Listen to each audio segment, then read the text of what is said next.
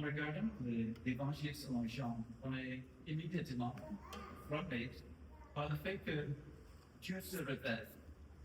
Et Dieu se révèle dans plusieurs manières. On sait que Dieu se révèle à travers sa création. Juste en regardant sa création, on peut voir qui est notre Dieu. On voit que Dieu se révèle aussi à travers sa parole. Quel privilège que nous avons d'avoir nous-mêmes la parole de Dieu. Mais nous voyons aussi que Dieu se révèle à travers la personne et l'œuvre de Jésus-Christ. Et Jean avait ce but de nous montrer Jésus-Christ et de montrer comment, à travers Jésus-Christ, on peut connaître Dieu. Le but même de l'évangile selon Jean ne se trouve pas au commencement, mais se trouve à la fin du livre. Alors, si vous êtes dans Jean, vous pouvez l'ouvrir dans Jean chapitre 20. Et là, vous allez voir, même après la mort et la résurrection de Jésus-Christ, nous voyons dans Jean 20, versets 30 et 31, nous voyons le but de même son évangile. Pourquoi il a écrit ceci? Il a dit ceci dans verset 30. Jésus a fait encore, en présence de ses disciples, beaucoup d'autres miracles qui ne sont pas écrits dans ce livre. Mais ceci est écrit afin que vous croyiez que Jésus est le Christ, le Fils de Dieu, et qu'en croyant, vous ayez la vie en son nom. Voilà le but de l'Évangile. Le but, c'est que vous croyez que Jésus est le Christ, le Fils de Dieu, et qu'en croyant, vous avez la vie en son nom. Alors, comment est-ce que Jean va convaincre les gens que Jésus est le Christ? Comment est-ce que ça se passe? Et quand vous voyez l'évangile selon Jean, vous pouvez commencer déjà dans Jean chapitre 1. Vous allez voir qu'il va commencer avec un texte qui, d'une manière, est très simple, avec les mots qui sont très simples et simples à lire, mais aussi très profonds. C'est un fait comparaison avec l'évangile selon Jean et l'océan. C'est une partie de l'océan où les enfants peuvent jouer, juste pour côté au bord de la mer. Il y a des parties de l'océan où c'est très profond et souvent les sous-marins peuvent arriver au fond. C'est-à-dire c'est simple d'une manière avec les mots, mais c'est aussi très très profond. Et ce que nous allons voir dans cette introduction du livre de l'Évangile selon Jean, c'est que Dieu a un message pour nous tous. Et le fait que Dieu se révèle à travers la personne de Jésus-Christ. Jean a placé son objectif à la fin de son évangile. C'est une conclusion parfaitement adaptée à son évangile. Il souhaite que, à travers la lecture de son livre, il arrive à comprendre que Jésus est le Christ, le Fils de Dieu, et qu'en croyant, vous ayez la vie en son nom. Il a mis ça à la fin, mais ce qu'il va faire tout au long du livre, il va vous convaincre que Jésus est le Christ, qu'il est le Fils de Dieu. Et son but, c'est de vous convaincre de cela pour que vous ayez la vie en son nom. Jean a dit, ceci a été écrit. Il a dit, Jésus a fait encore beaucoup d'autres miracles, mais ceci, c'est-à-dire les miracles sont là pour convaincre que Jésus est le Christ, le Fils de Dieu. Il y a 7 miracles qui vont être mentionnés. Souvent les commentateurs mentionnent 7. Il y en a plus. Mais 7 particulièrement qui sont mentionnés au fur et à mesure dans ces messages dans l'Évangile. On va regarder les 7 miracles et on va regarder comment ça parle. Qu'est-ce que ça nous dit concernant Jésus et concernant Dieu lui-même? Mais en regardant ces premiers textes, j'aimerais que vous réfléchissiez un peu. Que vous pensiez un peu comment est-ce que Dieu se révèle et comment est-ce qu'il se révèle à toi-même. Comment est-ce que vous avez compris le salut? Qu'est-ce que Dieu a utilisé dans votre vie pour vous aider à un moment à voir Jésus-Christ. Avant, j'étais aveugle. Comme aveugle dans le sens spirituellement, je ne voyais pas. Je suis né dans une famille chrétienne, je vivais dans une famille luthérienne, je partais à l'église chaque dimanche, je croyais Jésus-Christ, il est mort, il est ressuscité, ce sont des choses que j'ai compris. Mais j'étais aveugle dans le sens où je ne voyais pas l'importance pour moi personnellement. Le texte que nous allons voir aujourd'hui, c'est un texte que Dieu a utilisé dans ma propre vie pour m'aider à comprendre le salut. C'est comme mes yeux étaient ouverts et j'ai compris ce salut qui se trouve en Jésus-Christ. Alors, 18 premiers versets, c'est le sujet qu'on va regarder aujourd'hui. Et nous allons lire ce texte. On va demander au Seigneur de nous aider à comprendre. Au commencement était la parole. Et la parole était avec Dieu. Et la parole était Dieu. Elle était au commencement avec Dieu. Toutes choses ont été faites par elle. Rien de ce qui a été fait n'a été fait sans elle. En elle était la vie. Et la vie était la lumière des hommes. La lumière vit dans les ténèbres. Et les ténèbres ne l'ont point reçue. Il y a eu un homme envoyé de Dieu, son nom était Jean. Il vint pour être témoin, pour rendre témoignage à la lumière, afin que tous croient par lui. Il n'était pas la lumière, mais il est paru pour rendre témoignage à la lumière. Cette lumière est la véritable lumière qui, venant dans le monde, éclaire tout homme. Verset 10 reprend l'idée de la parole encore. Elle, la parole, pas la lumière ici, mais la parole. Elle était dans le monde a été fait par elle, le monde ne l'a pas connue. Elle est venue chez les siens ne l'ont pas reçue, mais à tous ceux qui l'ont reçue, à ceux qui croient en son nom, elle a donné le pouvoir de devenir enfants de Dieu. Lesquels sont nés, non du sang, ni de la volonté de l'homme, ni de la volonté de la chair, mais de Dieu. Et la parole a été faite chair. Elle a habité parmi nous, pleine de grâce et de vérité.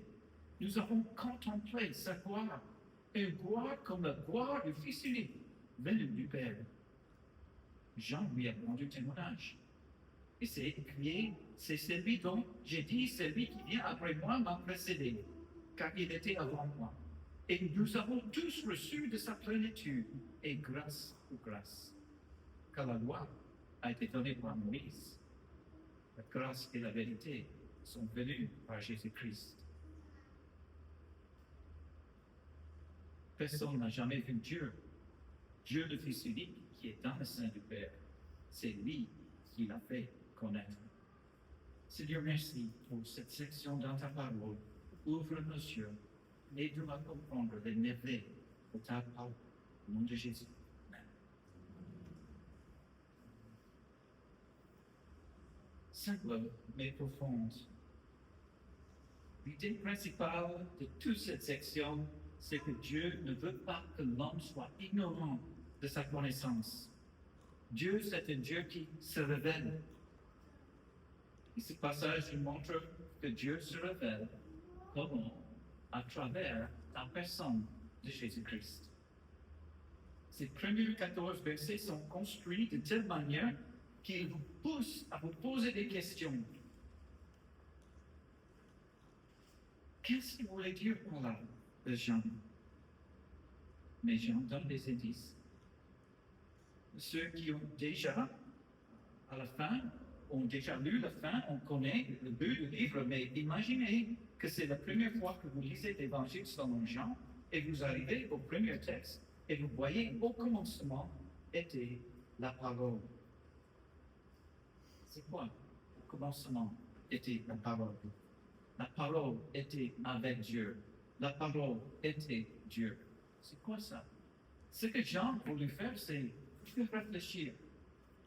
Vous pensez, ok, parole, qu'est-ce que ça veut dire? Il utilisait le mot logos, qui est le mot en grec. Ça a beaucoup de signification, mais le premier sens de ce mot logos, c'est parole, simplement.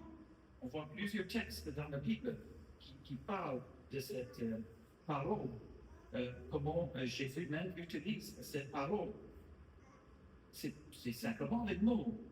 Par exemple, Jean 2, 22, c'est pourquoi lorsqu'il fut ressuscité des morts, les disciples se souviennent de ce qu'il avait dit et crurent à la parole, à l'écriture et à la parole que Jésus avait dite. Bon, c'est la parole, on parle. Et on voit que c'est ça le sens ici qu'il faut simplement prendre. Au commencement était la parole. Qu'est-ce que veut dire par cela? Pourquoi il utilise ce mot parole? Et pourquoi c'est en majuscule? Alors il donne ici un titre, la parole. Alors on sait que ça devrait être quelqu'un, et déjà on comprend à travers la fin du livre qu'il est en train de nous convaincre de la personne de Jésus. Même verset 14 nous indique que ça parle de Jésus, mais juste pense avant cela, au lieu de penser à Seigneur Jésus, il pouvait dire au commencement était Jésus. Mais maintenant, il est en train de dire au commencement était la parole. Pourquoi? Qu'est-ce qu'une parole? Qu'est-ce qu'une parole? Alors, les paroles expriment nos pensées, n'est-ce pas? Si je veux dire, ok, je suis en train de penser au soleil, je pense au soleil qui est là, c'est chaud dehors, mais en français, qu'est-ce que je vais utiliser? Je pense soleil, je vais dire soleil. Si je suis aux États-Unis, je vais utiliser le mot sun. Luxembourg, allemand, son. Portugais, espagnol, sol. En russe, je parle, c'est sonsté. Alors, on a les différentes manières d'exprimer ce qu'on voit au ciel, c'est le soleil. Je pourrais imaginer que je ne pouvais pas parler de manière où je ne pouvais pas entendre et j'ai besoin de vous faire les signes. Je pense au soleil, qu'est-ce que je vais dire? En les signes, ce n'est pas les mots signes, mais je vais dire. Essayer d'exprimer ce que c'est le soleil à travers les signes. Donc, le langage, c'est une caractéristique des êtres humains. Est-ce qu'un chien peut communiquer à vous et à moi le soleil? Est-ce qu'il est capable, un animal, à vous dire, voilà, je pense au soleil? Les animaux ne sont pas capables. Les animaux, les chiens peuvent parler, les chats peuvent mouiller.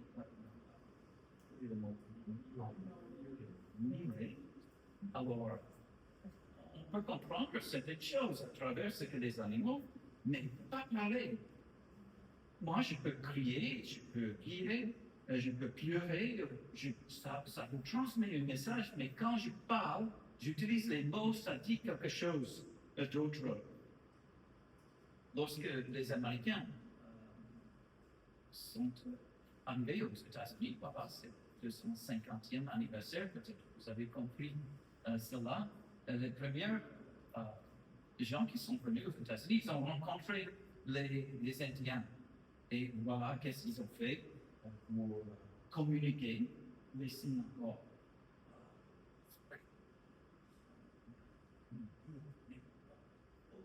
On utilise les signes pour parler. Mais la parole a une autre fonction ici. Les paroles, de mon côté, s'expriment ce que je veux dire. De votre côté, vous comprenez ce que je veux dire. Il y a deux côtés. Dieu parle, il va se faire connaître. De l'autre côté, on voit, on entend, et on regarde, et on comprend. Au commencement était la parole. Dieu veut communiquer. Dieu veut que nous comprenions qui il est, sa nature, qu'est-ce qu'il fait. Il communique. Et à travers la Bible, parfois c'est d'une manière audible. On voit Adam et Ève dans le jardin, Dieu parle. Oui, ça, par exemple, le don. Dieu mais Dieu a écrit les commandements pour Moïse. Il a également inspiré des prophètes.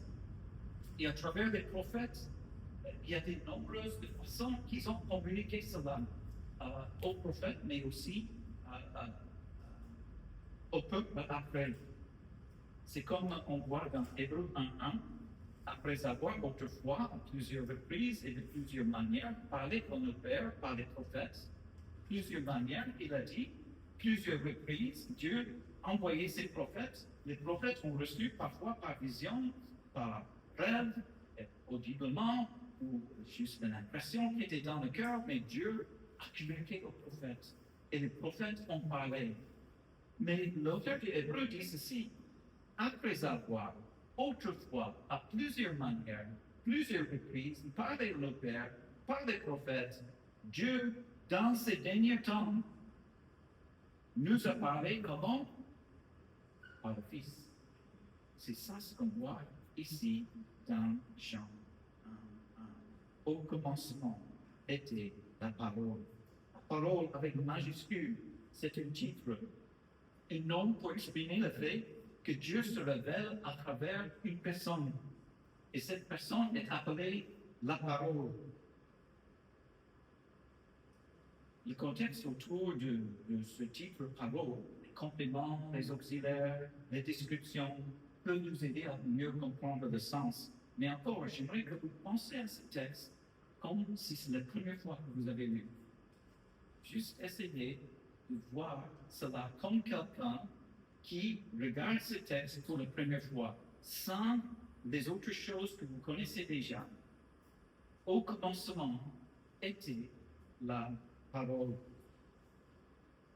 Au commencement. Alors, on parle du fait que cette parole est éternelle, n'est-ce pas? Au commencement, déjà, la parole. Ça dit était la parole, c'est l'imparfait. C'est-à-dire qu'il déjà existait au commencement. Déjà là, au commencement, était un temps qui déroule dans le passé. Il était déjà là, la parole. La parole était au commencement éternel. Ça nous fait rappeler de Jean 17, où Jésus a prié, maintenant Père, glorifie-moi auprès de toi-même, de la gloire que j'avais auprès de toi avant que le monde fût.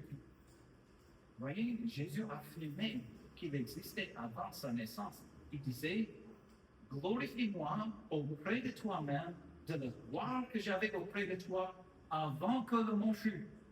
Avant que le monde fût, Jésus glorifié avec le Père. Au commencement était la parole. Deuxième phrase. La parole était avec Dieu. Et la parole était Dieu. Qu'est-ce qu'on voit à travers cela?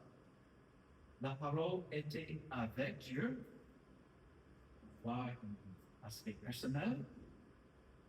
On voit une distinction entre la parole et Dieu, n'est-ce pas? S'il est avec, on a la parole et on a Dieu. Deux choses. Deux choses, mais deux différents aspects qui sont là. Et la parole était Dieu. Hein? Comment? Il était avec Dieu, mais il était Dieu. Est-ce qu'on a deux dieux? Ce texte est en train d'impliquer qu'il y a deux dieux. Il y a la parole, il y a Dieu. Il était avec Dieu, mais il était Dieu. Ok, ça fait. Ok, comment est-ce que ça peut. Ok, continue à lire. Elle était au commencement avec Dieu, il répète cela. Toutes choses ont été faites par elle. C'est-à-dire la parole. Rien de ce qui a été fait n'a été fait sans elle. Alors, cette parole est le Créateur. N'oublie pas qu'on parle d'un titre pour quelqu'un. C'est une personnalité, une personne. C'est que c'est le Seigneur Jésus, mais ça dit qu'il est le Créateur. Alors c'est lui qui a fait toutes choses et pour souligner, il a dit, il précise, rien de ce qui a été fait n'a été fait sans elle. C'est pour exclure toutes choses. Tout a été créé par cette parole. En elle était la vie, et la vie était la lumière des hommes. En elle, la vie, la parole, c'est la source de la vie. C'est par la parole que toute chose vit et qui a la vie. Et nous voyons plus tard dans les évangiles, même Jésus va dire, comme le Père a la vie en lui-même, ainsi il a donné au Fils d'avoir la vie en lui-même.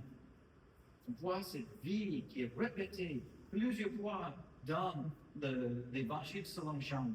Cet évangile qui est l'évangile de la vie éternelle. Ça dit que la vie était la lumière des hommes. C'est-à-dire, cette parole est la source de tout éclaircissement spirituel. Lumière, utilise ça simplement dans le sens de faire connaître. Il est la lumière des hommes. La lumière vit dans les ténèbres ne l'ont point reçu. Ou un contraste. On voit les ténèbres qui sont arrivées. Ténèbres, souvent une représentation de ce qui est mal, ce qui n'est pas bien. Et la lumière, oui, mais les ténèbres ne l'ont point reçu. Mais qu'est-ce qui arrive?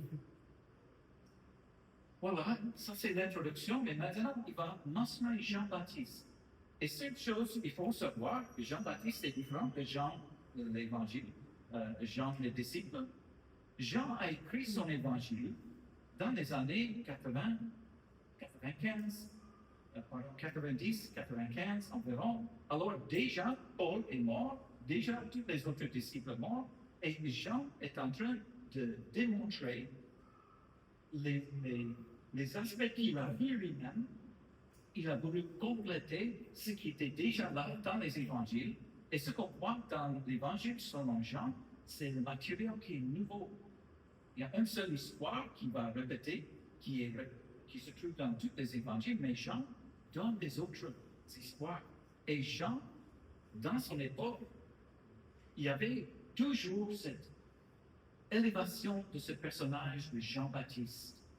Jean-Baptiste, c'était un homme incroyable, ce qu'il a fait. Il y avait des foules qui sont venues, ils se sont repentis. Et il y avait une influence incroyable. Il était mort en tant que martyr. Et beaucoup après sa mort l'ont continué à vénérer. Et ici, Jean a voulu souligner que c'est Jean-Baptiste qui était un envoyé de Dieu.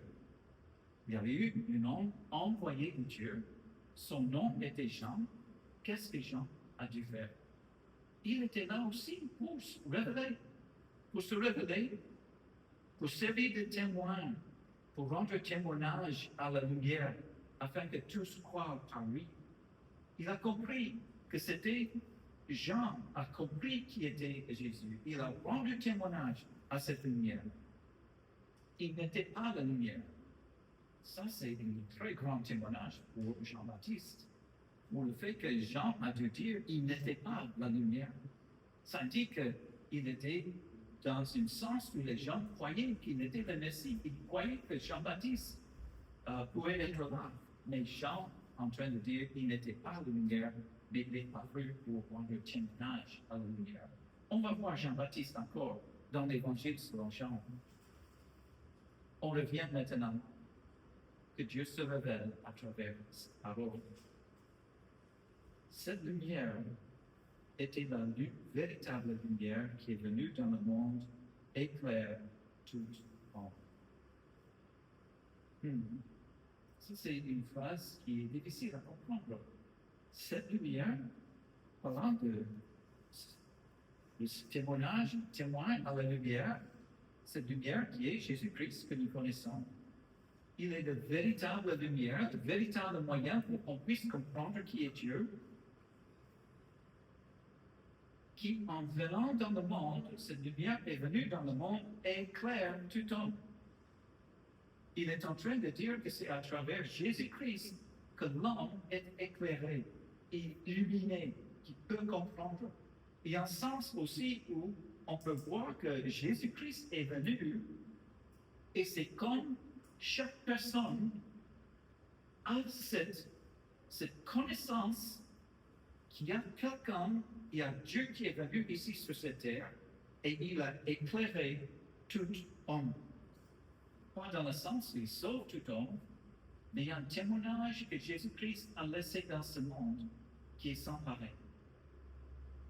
Toutes les personnes ici sont éclairées d'une manière ou l'autre par Jésus-Christ.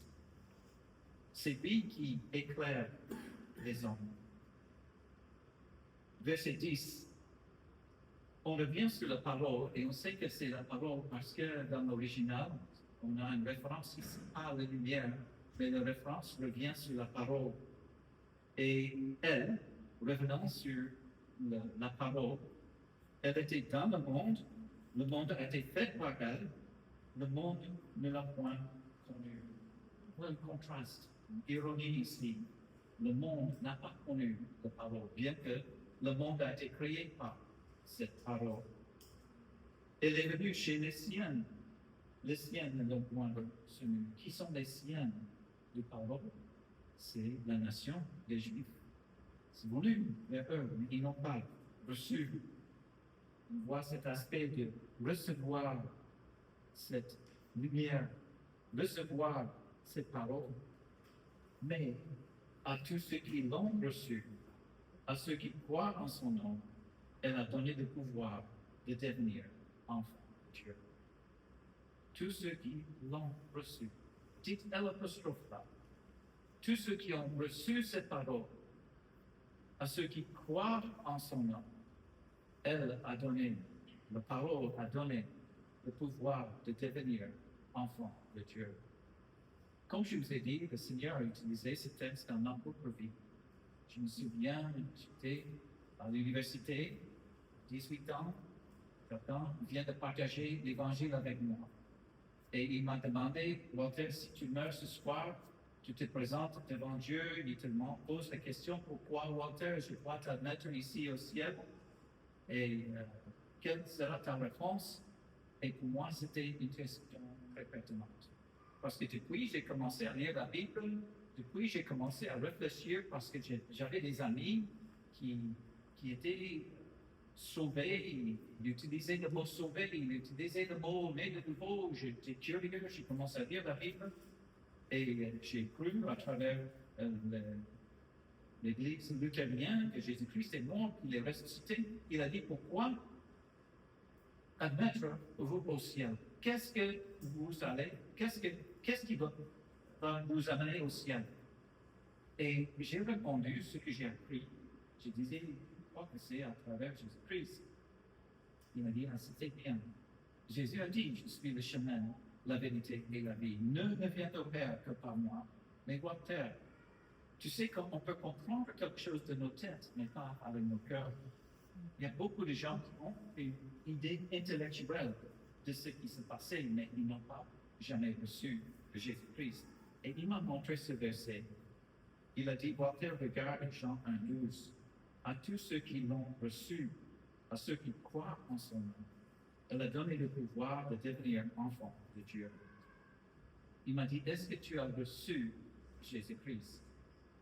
Il a dit, voilà, je te donne un cadeau, Walter. Voici le cadeau.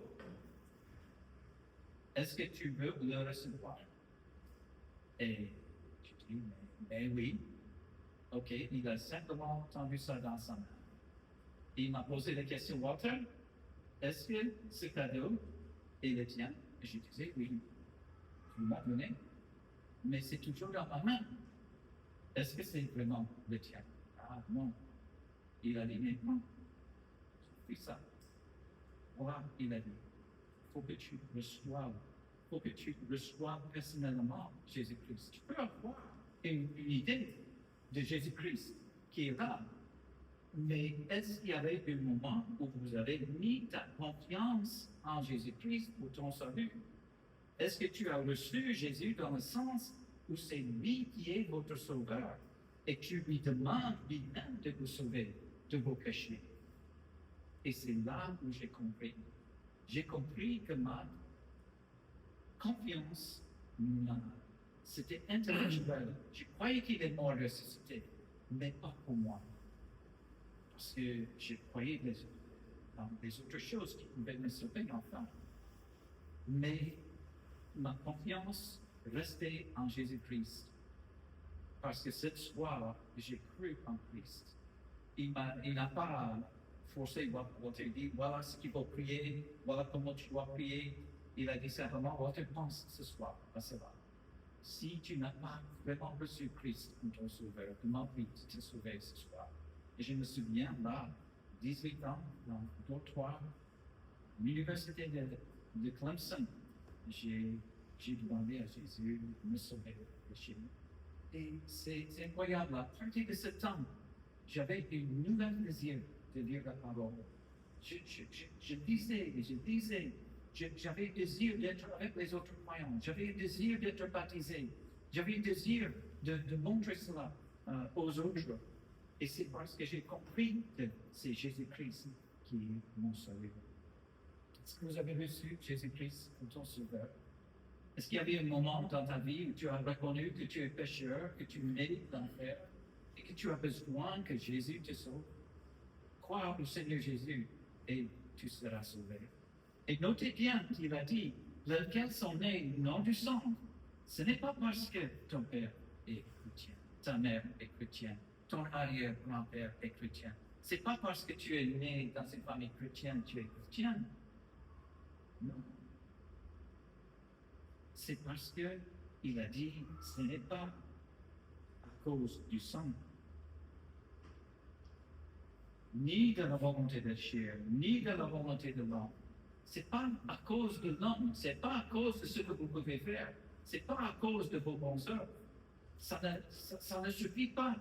Devant un Dieu qui est saint, saint, saint, il fallait une sainteté que Dieu seul peut te donner, une justice que Dieu peut seul te donner.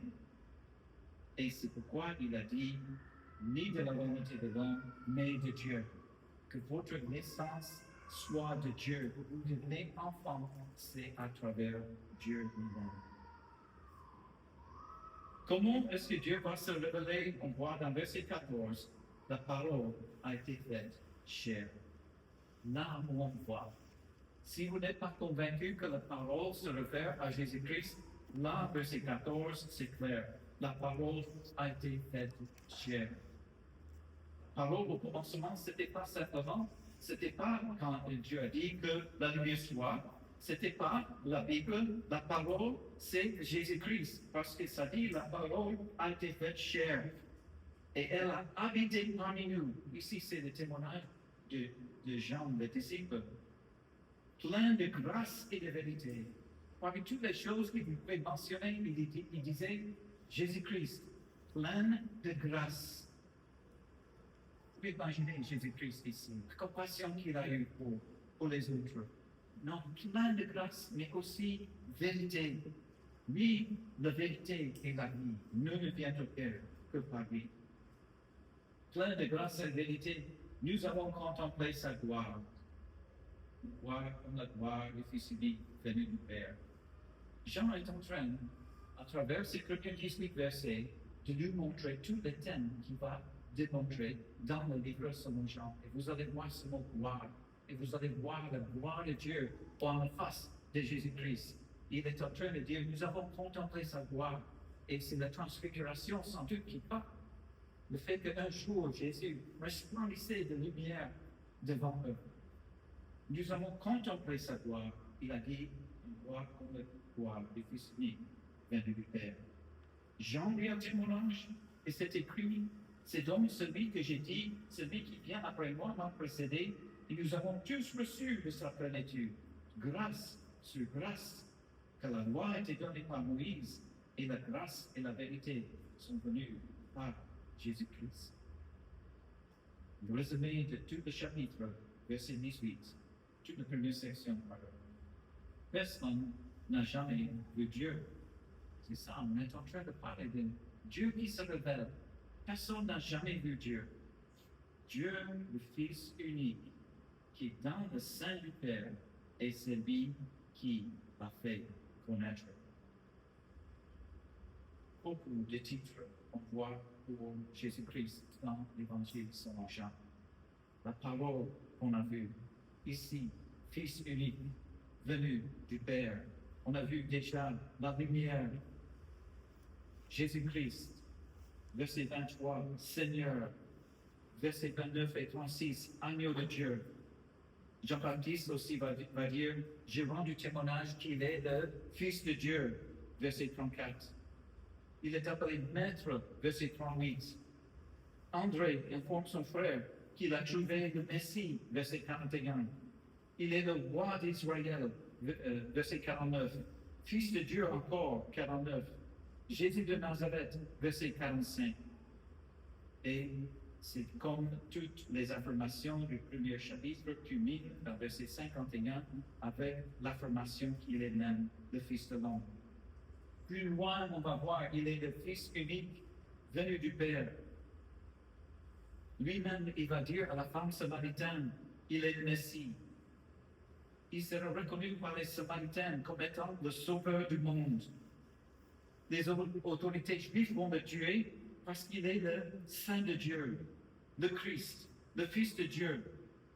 Il est le prophète venir dans le monde. Et même Pilate va lui dire, c'est lui le roi des Juifs.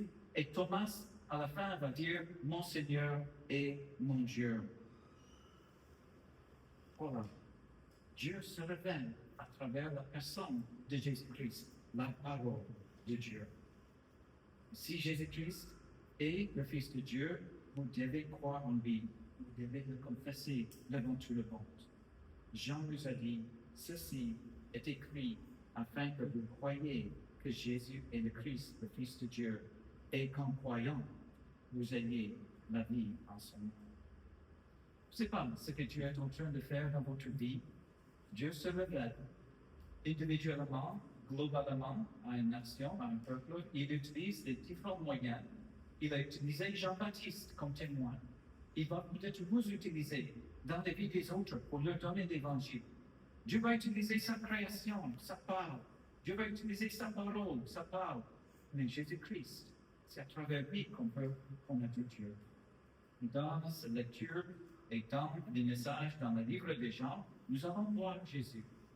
Nous allons voir comment il agit, ce qu'il dit, ce qu'il fait. Et chaque fois qu'on voit la compassion de Dieu, de Jésus-Christ, chaque fois qu'on voit Jésus en train de réprimander les faux docteurs, chaque fois qu'on voit Jésus en train d'agir, qu'est-ce qu'on voit? On voit Dieu en train d'agir. Et ça va nous aider à mieux comprendre la nature de la personne de Dieu. Où est-ce que vous êtes dans cette aventure de connaître Dieu? Est-ce que vous êtes arrivé à comprendre qui est Jésus-Christ? Est-ce que vous avez compris qu'il est le salut? C'est à travers lui qu'on peut avoir la vie éternelle. N'hésitez pas à venir nous voir et n'hésitez pas aussi à prendre ta Bible. Et je vous encourage à commencer à lire cet évangile selon Jean. Et lire cet évangile avec ce but, Seigneur, aide-moi à mieux te connaître. Seigneur, merci pour ta parole. Merci pour ce temps ensemble dans ce premier chapitre de Jean. Merci pour cet évangile qui est si profond et si simple. Nous prions pour ceux qui ne sont pas encore sauvés. Aujourd'hui soit le jour où ils reçoivent Jésus-Christ, notre Seigneur, Sauveur. Aide-nous, Seigneur, à continuer à grandir dans notre connaissance de toi. C'est toi-même qui nous as dit, la vie éternelle, c'est de connaître le Père, mais c'est aussi de te connaître. Seigneur, nous voulons grandir dans cette connaissance, mais pas simplement cette connaissance intellectuelle, mais une connaissance expérientielle, une connaissance personnelle. Mais merci. Merci que tu es cette lumière qui est venue dans ce monde. Merci qu'il y avait eu un jour où on était aveugle, mais maintenant on voit. Aide-nous d'être des témoins, de rendre témoignage à toi, aux autres. Dirige-nous dans cette étude, les jeudis.